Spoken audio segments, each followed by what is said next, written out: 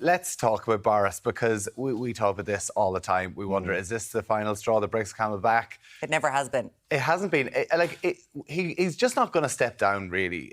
Are they going to be able to force him out? Because I think that ultimately they will be able to force him out. But I mean, certainly I thought last night when you have the resignation of the Chancellor of the Exchequer, like this, probably the second most important person in government, Finance Minister, and the Health Secretary, two senior cabinet ministers resigning, you kind of think that he's done for now. And there was sort of an expectation that this would be kind of a night of the long knives, or whatever. Night of the blonde knives is what they're calling it, isn't it? That this kind of drip of resignations. But actually, you had two cabinet ministers resigning, and then some junior ministers and some parliamentary private secretaries, some kind of lower ranks resigning. So you didn't have this kind of critical mass that would force him out immediately. So he was able to appoint a new health secretary, appoint a new chancellor.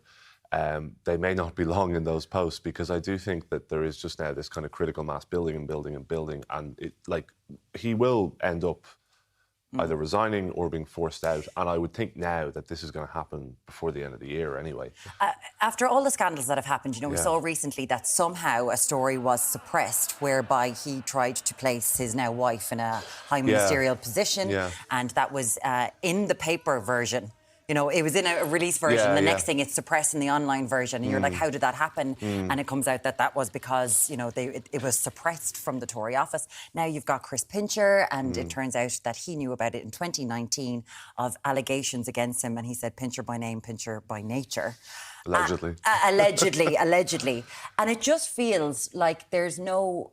He's just barefaced. He just keeps on going and going and going. And now they have to change the rules of the 1922 committee to have another vote of no confidence. That's what's going to have to happen. It is kind of extraordinary that it is an MP who no one's heard of in a job that no one really knows existed. Absolutely. And a groping allegation leading to this sort of mass resignations.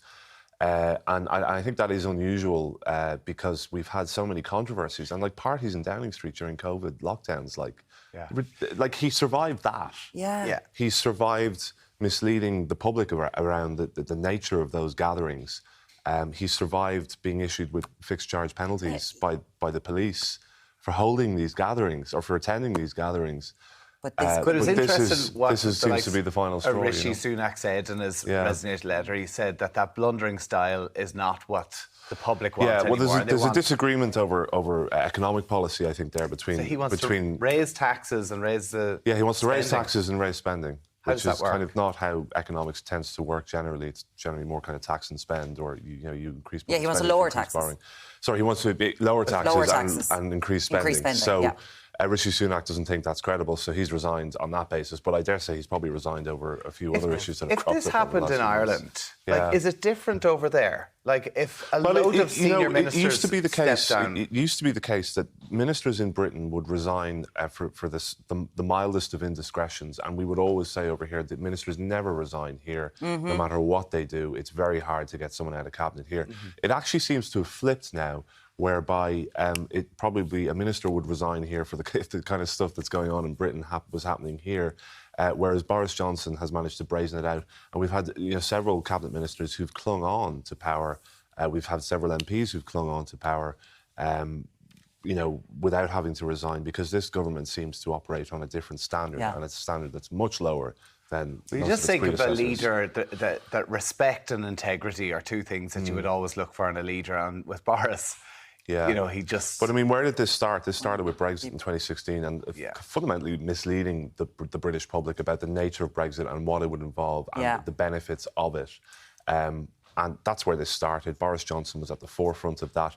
He didn't really believe in Brexit. He wrote an argument for both sides. He doesn't believe in... And listen, he wants to be in power. He did it for political expediency, and he has become Prime Minister. So Dominic Cumming is at home like this right now.